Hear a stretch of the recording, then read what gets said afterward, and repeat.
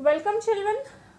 आज का जो हमारा टॉपिक है वो हम लोग पढ़ेंगे पठार के बारे में। ठीक है, पिछले वीडियोस में हम लोग पर्वत के बारे में पढ़ चुके हैं, कैसे पर्वतों का निर्माण होता है, कितने तरह के पर्वत हैं, ये सब। ठीक है, आज हम लोग पढ़ेंगे पठार के बारे में। तो पठार क्या है, देखिए, पठार को इंग्लिश में कहते हैं प्लेट्यू या टेबललैंड। एक जैसे प्लेट कैसा होता है, ऐसा एक प्लेट होता है ना, तो इस प्लेट को अगर मैं उलट दूं तो इस तरह की एक आकृति होती है, इसको हम लोग कहते हैं प्लेट्यू, पठार या टेबललैंड। तो टेबल कैसा होता है भाई, देखिए टेबल का ऊपर एकदम चिपटा इस तरह से होता है और ऐसे पाया होता है ना टेबल का चार, तो प्लेट्यू भी इस तरह की होती है। और इसका जो पाया मतलब इसका ढाल, तो उसको हम लोग क्या कहते हैं, प्लेट्यू या टेबललैंड इंग्लिश में, और हिंदी में कहते हैं पठार। तो पठार की परिभाषा क्या होगी, पठार उस उच्च भूमि को कहेंगे जिसका शिखर, टॉप, शिखर क्या होता है, चिपटा होता है, बड़ा होता है और आसपास की भूमि से वो ऊंचा होता है और उसका ढाल जो है वो क्या होता है, खड़ा होता है। ठीक है, तो उस ऊंची भूमि जिसका शिखर क्या हो, चिपटा हो, आसपास की भूमि से ऊंची हो और ढाल खड़ी हो, उसको हम लोग कहते हैं पठार। ठीक है, पठार की औसत ऊंचाई कितनी होती है, 600 मीटर। ठीक है, और पृथ्वी का बहुत सारे पठार के बहुत सारे उदाहरण हैं, जैसे छोटा नागपुर का पठार है भारत में, दक्कन का पठार है, मालवा का पठार है। ठीक है, तो इस तरह के बहुत सारे पठार का उदाहरण है। और पृथ्वी का सबसे ऊंचा पठार किसको कहते हैं, तिब्बत का पठार। तिब्बत का पठार जो है ये पृथ्वी का सबसे ऊंचा पठार है, इसको हम लोग संसार का छत भी कहते हैं।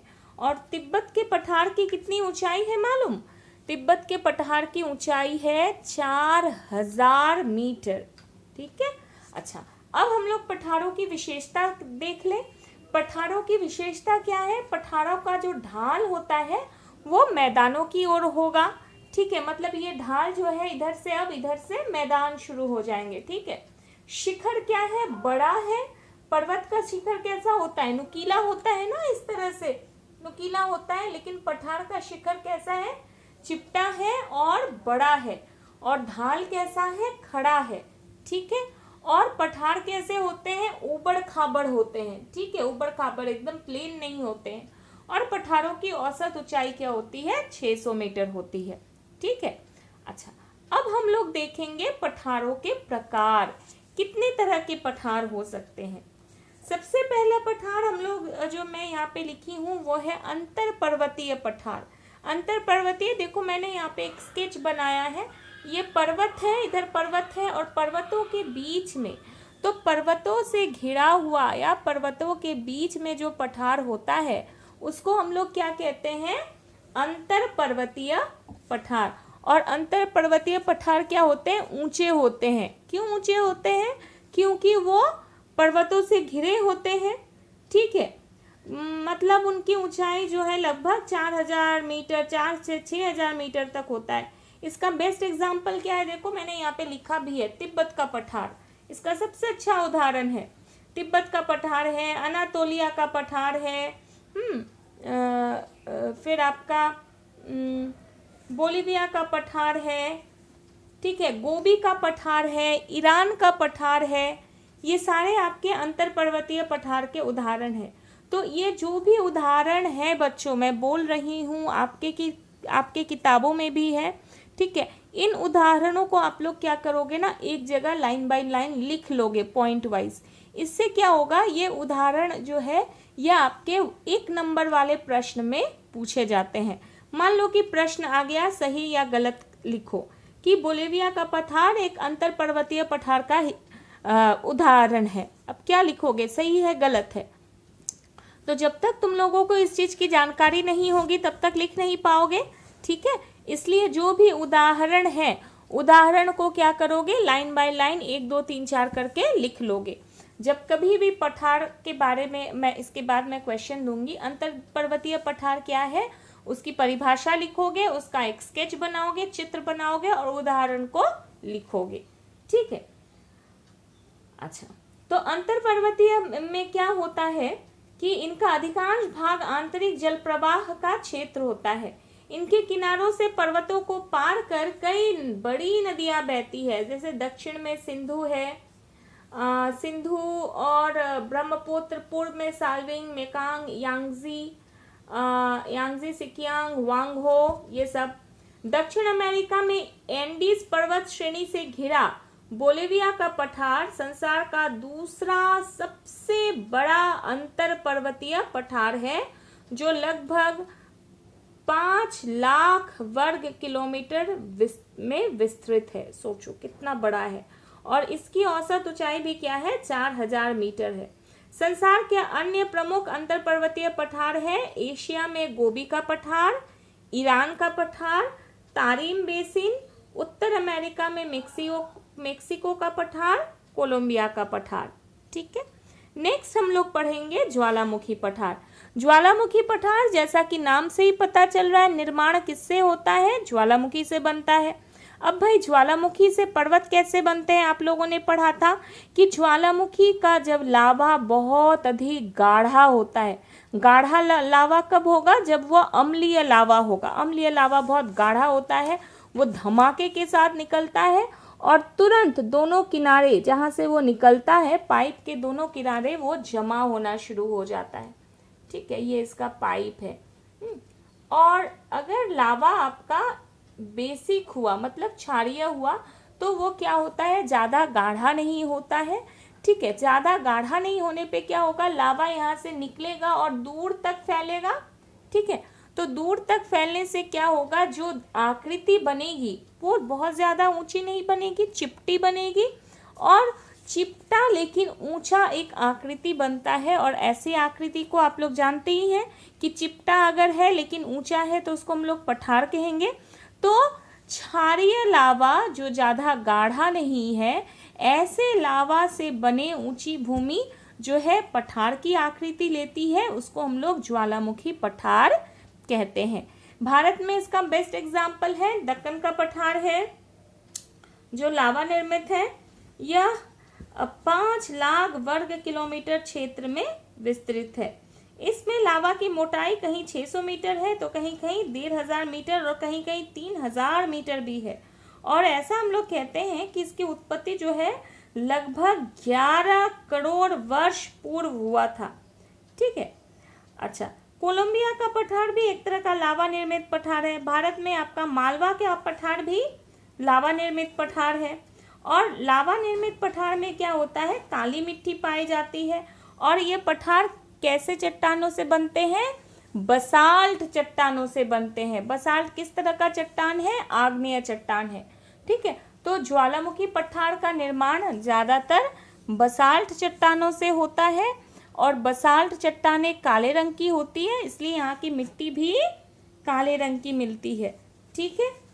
अगला जो पठार हम लोग देखेंगे वो है घर्षित पठार या अपर्दित पठार। जैसे आप लोगों ने रेलिक्ट माउंटेन पढ़ा है ना, अवसादी, उसी तरह से ये अपर्दित घर्षित पठार क्या होता है कि ऊंची पर्वतीय भाग, देखो मैंने यहाँ पे स्केच किया है कि पहले ये ऊंचा था, पहाड़ था, अब ये अपर्दन होते होते होते होते करते करते क्या हो गया है, ये एक पठार जैसा ऊंची चिपटी भूमि में परिवर्तित हो गई है। ठीक है, तो लगातार बाह्य शक्तियों द्वारा अगर अपर्दित होकर निम्न भूमि में परिवर्तित हो जाती है और पठार का रूप धारण कर लेती है, तो इसको हम लोग अपर्दित या घर्षित पठार कहते हैं। ठीक है। भारत में जैसे मैसूर का पठार दक्षिण भारत में है, रांची का पठार छोटानागपुर में है रांची। ठीक है, रांची का पठार, ठीक है, घर्षित पठार का उदाहरण है। कनाडा में क्यूबेक का पठार है। फिर कोलोराडो, यूएसए में, संयुक्त राज्य अमेरिका में कोलोराडो का पठार। भारत में और भी उदाहरण है, मेघालय का पठार इस तरह के पठार का उदाहरण है। ठीक है। अच्छा, चौथा हम लोग अब देखेंगे महाद्वीपीय पठार। ठीक है, महाद्वीपीय पठार। महाद्वीपीय पठार क्या होते हैं, इसको इंग्लिश में हम लोग कहते हैं कॉन्टिनेंटल प्लेट्यूज। और महाद्वीपीय पठार अति प्राचीन पठार है जो पहले आपस में मिले हुए थे, एक महाद्वीप बनाते थे, बाद में खंडित हो गए और विभिन्न देशों में जो है महाद्वीपीय पठार मिलते हैं। इसको हम लोग शील्ड भी कहते हैं। और इनका निर्माण कैसा होता है, इनका निर्माण क्या होता है ना, धीरे धीरे पृथ्वी के आंतरिक बल के कारण जब पृथ्वी का एक बहुत बड़ा हिस्सा जो है धीरे धीरे उनका माने क्या बोले अपलिफ्टमेंट होता है, धीरे धीरे उनका ऊर्ध्वकरण होता है, धीरे धीरे ऊंचाई बढ़ती है, तो वो जो है अपने आसपास के क्षेत्र से ऊंचा हो जाता है और काफ़ी बड़े हिस्से में होता है। इसलिए इसको हम लोग महाद्वीपीय पठार या शील्ड कहते हैं। ठीक है, जैसे लॉरेशिया का पठार, साइबेरिया का पठार, चीन का पठार, ब्राज़ील का पठार, पश्चिमी ऑस्ट्रेलिया का पठार। ठीक है, ये काफ़ी बड़ा होता है, तो इसको हम लोग क्या कहते हैं, महाद्वीपीय पठार। ठीक है, तो हम लोग पठारों के प्रकार पढ़ लिए, कितने तरह के पठार है, 4 तरह के पठार है, और उदाहरण भी देख लिए कैसे ये बनते हैं, ये भी जान लिए। अब हम लोग देखेंगे पठारों का क्या महत्व है। तो किसी भी देश में देखिए, देश की आर्थिक स्थिति में पठारों का बहुत ज़्यादा महत्व है। क्यों? सबसे पहला कारण कि पठार जो है सबसे पुराने भूभाग होते हैं, और पुराने भूभाग होने के कारण उनमें क्या होता है, खनिज पदार्थों की बहुलता होती है। पठारों को हम लोग रत्न गर्भा कहते हैं कि उनके गर्भ में क्या है, रत्न है। रत्न मतलब क्या, खनिज। ठीक है, तो तरह तरह के खनिज जो है पठारों में मिलते हैं। पठारों को जो है खनिजों का भंडार गृह कहा जाता है, स्टोर हाउस ऑफ मिनरल्स। ठीक है, खनिजों का भंडार गृह कहा जाता है। और पठारों में लौह अयस्क, कोयला, मैंगनीज, अब्रक ये सारे पाए जाते हैं। जैसे दक्षिण अफ्रीका के पठारी भाग में सोना और तांबा मिलता है, ब्राज़ील के पठार में सोना पाया जाता है, छोटानागपुर के पठार में क्या है आपका, छोटानागपुर के पठार में लोहा मिलता है, अब्रक मिलता है, तांबा मिलता है, कोयला मिलता है, तो बहुत कुछ मिलता है। ठीक है, अच्छा, दूसरा क्या है, उद्योग धंधे। भाई यहाँ पर अगर खनिज मिलेंगे तो खनिज पर आधारित उद्योग धंधे तो होंगे ही होंगे। ठीक है, तीसरा क्या है कि यातायात पर प्रभाव। चूंकि पठार जो है कठोर चट्टानों से बना होता है, तो यातायात करने में या रोड बनाने में जो आपके चट्टान की ज़रूरत पड़ती है वो सारी, ठीक है, वो सारे यहाँ पर आराम से मिल जाते हैं। और यहाँ पे यातायात के साधन में बहुत असुविधा तो नहीं होती है, लेकिन कहीं कहीं जहाँ पे पठार बहुत ज़्यादा डाइसेक्टेड है, मतलब नदी द्वारा बहुत ज़्यादा कटा फटा है, वहाँ पर क्या होता है कि आपको रेलवे वगैरह बनाने में दिक्कत होती है। ठीक है, तो पठारों में आपका सड़क मार्ग ही बहुत ज़्यादा प्रचलित है, सड़क मार्ग द्वारा ही लोग आवागमन करते हैं। जलवायु पर क्या प्रभाव है, पठारी भाग मैदानी भाग से ऊंचे होते हैं, इसलिए यहाँ गर्मियों में भी बहुत अधिक गर्मी नहीं पड़ती है, थोड़ा ठंडक ही रहता है। और दिन के समय पठार गर्म हो जाते हैं क्योंकि चट्टान से बने होते हैं, और रात के समय वैसे ही बहुत जल्दी अपना ताप जो है खो देते हैं और बहुत जल्दी ही क्या हो जाते हैं, ठंडे हो जाते हैं। जल विद्युत उत्पादन के लिए बहुत ही अनुकूल है। क्यों? क्योंकि अब पहले ही हम लोग पढ़े थे शुरू में ही विशेषता में कि पठार कैसे होते हैं, उबड़ खाबड़ होते हैं। विशेषता में हम लोग पढ़ चुके हैं, उबड़ खाबड़ होते हैं। तो उबड़ खाबड़ होने के चलते यहाँ पे जो नदियाँ बहती हैं वो किसका निर्माण करती है, जलप्रपातों का। और यहाँ पे बहुत सारे जलप्रपात होते हैं, और उन जलप्रपातों से क्या होती है, जल विद्युत तैयार की जाती है। प्राकृतिक वनस्पति पठार में कैसी होती है, पठार में आपका क्या है कि उबड़ खाबड़ जमीन है, कठोर चट्टानें हैं, तो प्राकृतिक वनस्पति यहाँ पे बहुत कृषि के लिए यहाँ पे ये बहुत ज़्यादा उपयुक्त नहीं होती है। तो यहाँ पे प्राकृतिक वनस्पति मतलब जंगल अंगल अधिक पाए जाते हैं, घास पाए जाते हैं, तो भेड़ बकरियाँ ये सब के चरने के लिए ठीक ठाक है। कृषि पठारों में बहुत ज़्यादा विकसित नहीं होती है। क्यों नहीं होती है, उबड़ खाबड़ भूमि है, चट्टानें हैं। लेकिन जहाँ पर मान लो कि लावा का पठार है, काली मिट्टी है, उन सब क्षेत्र में आपका किसकी खेती होती है काली मिट्टी के लिए? कपास की। ठीक है, तो उन भागों में कपास की खेती होती है, प्याज की खेती होती है, ठीक है, मूंगफली की खेती होती है, सूरजमुखी की खेती होती है। ठीक है, तो ये सब जो है वहाँ पे फसल बहुत अच्छे से उगाए जाते हैं। तो हम लोग देख लिए कि पठार किसको कहते हैं, पठार की क्या विशेषता है, पठारों के कितने प्रकार हैं, पठारों का महत्व क्या है। अब हम थोड़ा सा डिस्कस कर लें कि पठार और पर्वत में क्या अंतर है। पठार और पर्वत, सबसे पहले दोनों की आकृति में अंतर है। पर्वत क्या होते हैं? नुकीले होते हैं, लेकिन पठार क्या होते हैं? चौरस होते हैं। ठीक है, दूसरा जो है डिफरेंस, दूसरा अंतर क्या है? पर्वत क्या होते हैं? सागर अपने आसपास के क्षेत्र से बहुत ऊंचे होते हैं, लेकिन पठार उनकी अपेक्षा कम ऊंचे होते हैं। तीसरा जो अंतर है कि पर्वत जो है नए बने होते हैं और पठार बहुत बहुत बहुत पुराने होते हैं, बहुत प्राचीन होते हैं और बहुत कठोर चट्टान से बने होते हैं।